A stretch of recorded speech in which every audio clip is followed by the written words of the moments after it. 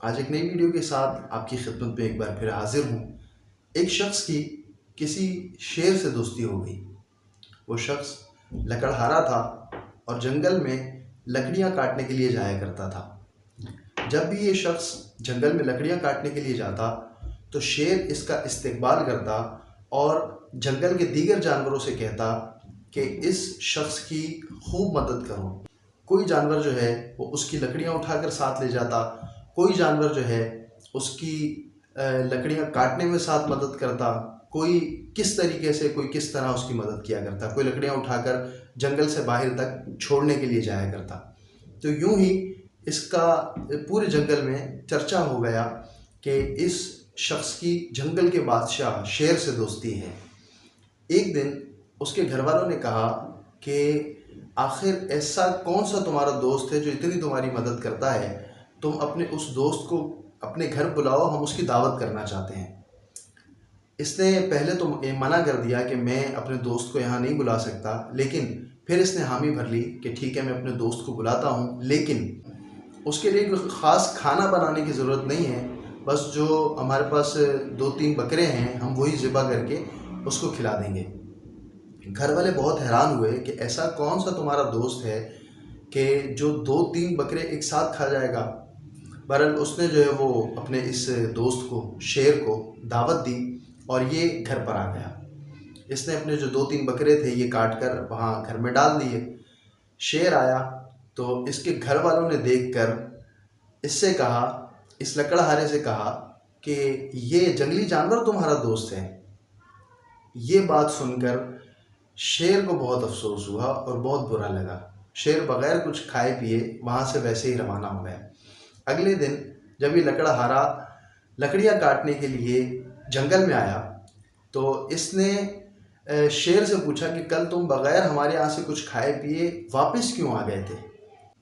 تو شیر نے یہ کہا کہ دیکھو تمہاری اور میری دوستی بہت اچھی ہے، میں نہیں چاہتا کہ تمہیں میری وجہ سے کوئی تکلیف ہو، تم ایک کام کرو، یہ کلہاڑی اٹھاؤ اور زور سے اسے میری پیٹھ پر مار دو۔ اس شخص نے کلہاڑی اٹھائی، لیکن اس کے دل میں دوستی کی محبت جوش مارنے لگی اور اس نے کلہاڑی مارنے سے انکار کر دیا۔ شیر نے کہا کہ میں نے تمہیں کہا ہے کہ اس کلہاڑی کو میری پیٹھ پر مارو، تو تم کیوں نہیں مار؟ یہ نہ ہو کہ میں تمہارے ساتھ زبردستی کروں اور پھر تم میری بات مانو۔ خیر اس نے اپنی جان بچانے کے لیے شیر کو کلہاڑی مار دی۔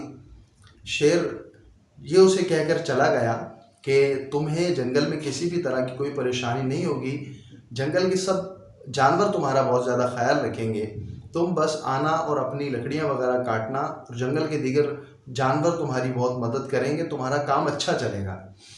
یہ کہہ کر شیر وہاں سے چلا گیا۔ 9-10 مہینے گزر گئے۔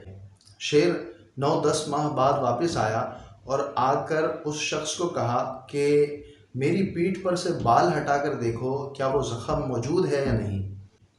اس شخص نے شیر کی پیٹھ پر سے بال ہٹا کر دیکھا تو وہاں پر کوئی بھی زخم موجود نہیں تھا۔ شیر نے کہا تم نے 10 ماہ پہلے جو اس کلہاڑی کا زخم مجھے دیا تھا وہ زخم تو آج 10 ماہ بعد بھر گیا، لیکن تمہارے گھر والوں نے مجھے جنگلی جانور کہا جبکہ میری تمہارے سے بہت اچھی دوستی ہے۔